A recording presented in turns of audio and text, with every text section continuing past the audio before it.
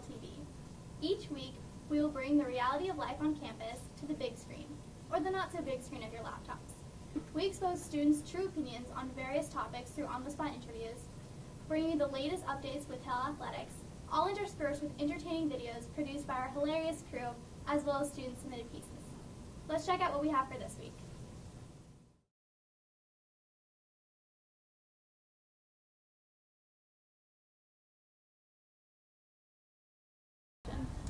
Well, I think it's awesome because, well, first of all, I love competition anyway. So when we had the water balloon fight, I think that was just awesome. Just having everyone being so competitive and just everyone just so excited to just be a part of the school with the competition. It's awesome. Right, well, I think the blue and gray competition is, it's unlike anything I've ever seen before in a good way. Like any other, I doubt Lawrenceville is doing a blue versus or a red versus black. You know, like I think it kind of defines what Hill does. You know, like I would like to have fun within the students, and I think it also gives us like good practice for sports and gives us a good sense of competition. You know, friendly competition between us in the school. I think that the blue-gray competition encourages Hill School spirit and Hill pride, and it gives the students something to do on a Saturday night, and it keeps them busy, and it also creates a more fun environment at the Hill School.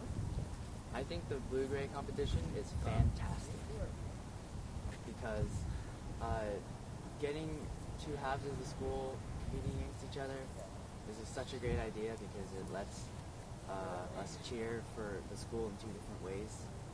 I actually don't know much about the blue-gray competition because I'm a day student and I don't get heads up about when they happen as boards do, so that's what I think. I think that the blue and gray challenge is stupid, and I think it's a waste of time. Sorry, I have a really strong opinion. I think it's a waste of time because, why do I think it's stupid? Well, I have other homework to do. I need to get into colleges. I'm not here to waste my time on this stupid competition if they want, like, the school to, like, be more, like, I guess, like, what's that word when you're, like, really rallying? Enthusiastic? Yeah, I guess enthusiastic. Then, I don't know, the school should find a different tactic, I guess. The way that they're using now, like, with the whole blue and gray challenge, it interferes with my studies, and it interferes with my friends' studies. Like, everyone else is stressed out about colleges. We don't need another reason why we can't do homework, because we already have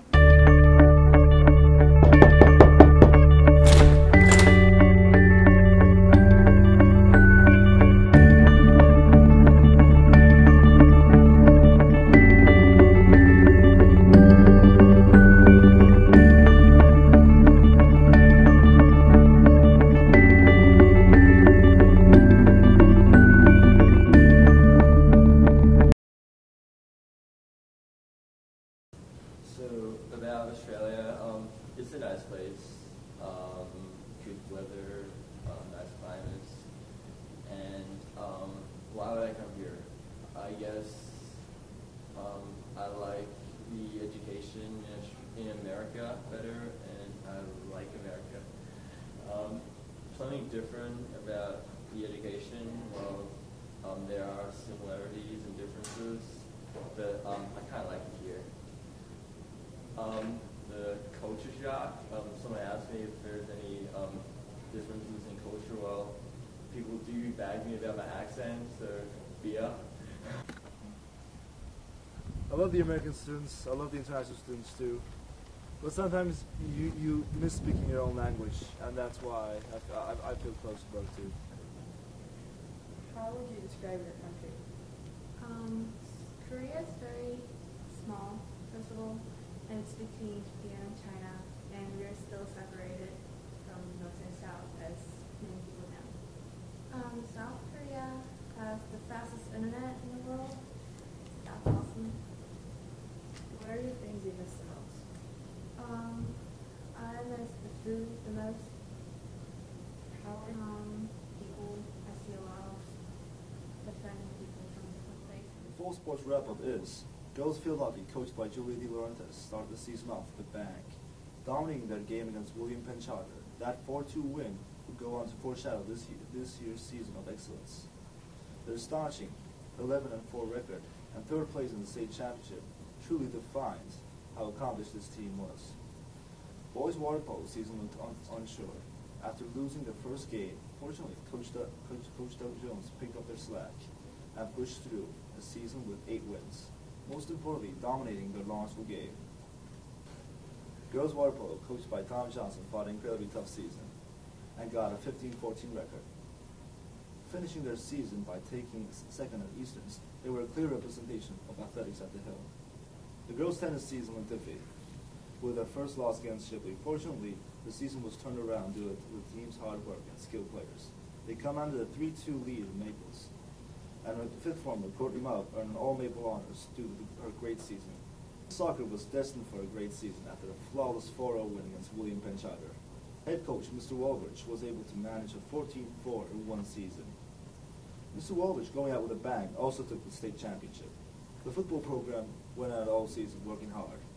They gave every opponent all they had.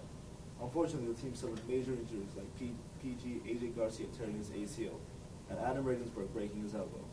They always played hard, and the seniors ended the season leaving everything on. This year, golf was something special. The newly formed, promising team defeated some of the best like Mercersburg and Germantown under the coaching of Mr. Glore. There's been lots of buzz this year about the 50th anniversary of the James Bond movie franchise. And to celebrate this milestone, Sony Pictures and MGM has released Skyfall, the 23rd James Bond feature, with Daniel Craig taking on the role for the 3rd time.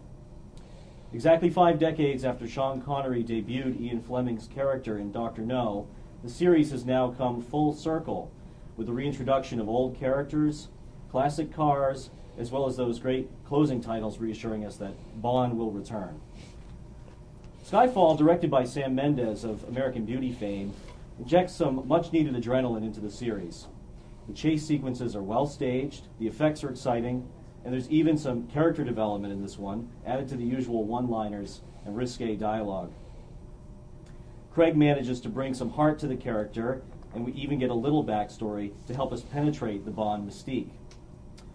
The invincible womanizing Bond that we're used to, and let me clarify, he's still invincible and womanizing in this movie too, just not as much, had become kind of a caricature, and especially in the Pierce Brosnan films. And so the new biographical elements in this movie take the story in a fresh and unexpected direction. The finale is memorable and satisfying, if a bit too emotional for a Bond movie, and the welcome presence of some great English actors, including Albert Finney and Ralph Fiennes, makes the film a winner for me. So apart from the use of some really obvious stuntmen to stand in for Craig, and a bit of a slow start, I recommend the movie. Mr. Steinman, how did you feel about Skyfall? I mean, I couldn't have loved it more. I'm not a huge James Bond fan. I have a little bit of exposure to some of the earlier Sean Connery Bonds.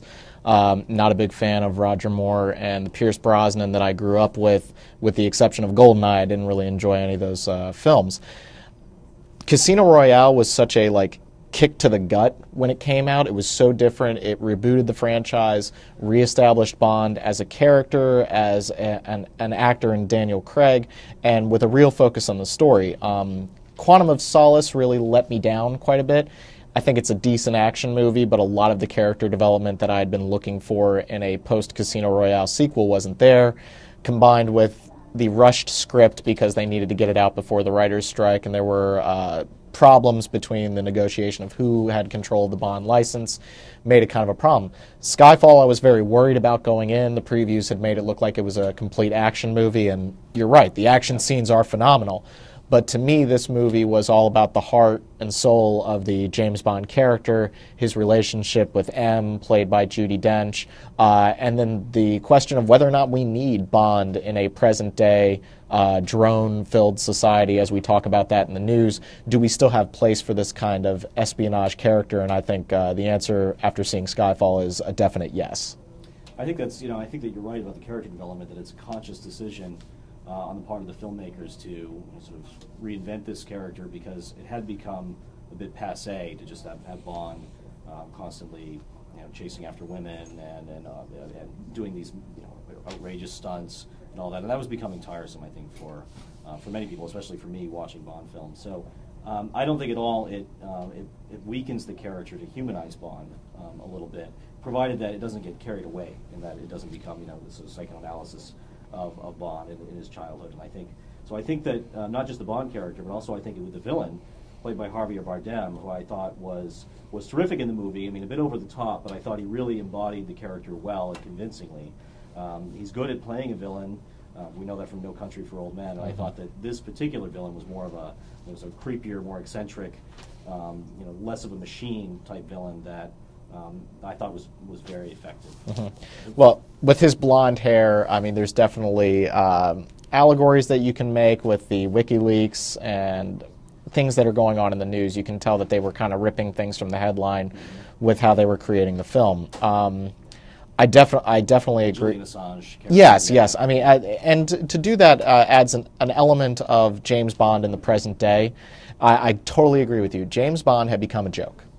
Pre-Casino Royale, James Bond was a joke. I mean, what was the highest comedy of the time were the Austin Powers films. Right. And Austin Powers was essentially making fun of James Bond. It had become, and Pierce Brosnan with those one-liners in the last few Bond movies that he was in, I mean, they were with grown Halle with Berry it. and Die Another Day. Yeah, and a giant ice laser, and just, okay. It become like Batman Forever or Batman Returns, that kind of thing. Very good analogy. And for, we had Casino Royale and Batman Begins in short boom order of reestablishing these characters and rebooting the franchises. To Javier Bardem's character, I think there's a danger right now in Hollywood of trying to recreate the level of villainry that we had with Heath Ledger's Joker in The Dark Knight. And so it seems like people are trying to elevate the villain role. We have Julian Assange. We have the new Star Trek that's going to be coming out with Benedict Cumberbatch. We want to create this really intense villain, and I thought he did a very, very good job, but it's hard to introduce a villain about 45 minutes into the film, give him a character and a backstory, and still have him be memorable. And I think to an extent they did that, but maybe they could have done a little bit more. So, and what did you think about the Bond as a final wrap up? What did you think about the Bond girls in this film? I mean, now they're called Bond women. That's their preference now in terms of political correctness. And I can understand all of that. There was one scene in the movie that I wanted to refer to, the scene with Bond and one of the Bond women. I forget her name, is a French actress in the casino, where it appears that she might have been a victim of sex trafficking. That's sort of alluded to, and then. After that, it appears that Bond ends up seducing her. This has been kind of controversial. And do you think that element is maybe had its day, in the Bond films, or could there be a little bit more sensitivity to that? I mean, I think that, if you're looking for sensitivity, that's probably not the place to go. Sensitivity to those kinds of issues, that a Bond film may not be the best arena for that. But I don't know if you thought about that at all. I hadn't read into that. I definitely see how you could. I think that James Bond is, in many ways, the ultimate male fantasy. He's a character that gets to shoot guns, drive fast cars, and be with beautiful women. I mean, that's what James Bond is. To an extent, I can see how that would be a problem, but I think that also a woman's, this is just my opinion on it, I don't believe that a woman who goes through a trauma like that is suddenly unable to control her sexuality. I think she makes a conscious decision to open up to James in that way, so it didn't bother me that much. In terms of the Bond women of the film, though, you have to give a shout out to, maybe she's not the Bond woman in a traditional sense, but Dame Judi Dench brings the house down in this film to give her something to do, to take advantage of that wonderful acting ability that she had. To me, she was the female lead in this film, and I think it was the correct decision. And of course, there's little shout-outs here and there that James Bond fans will be happy about when the film ends, and that was very, very nice. All right, well, I think that wraps up. We both recommend the film, and thank you to Mr. Steinman, and that's it for the Hill TV Movie Roundup.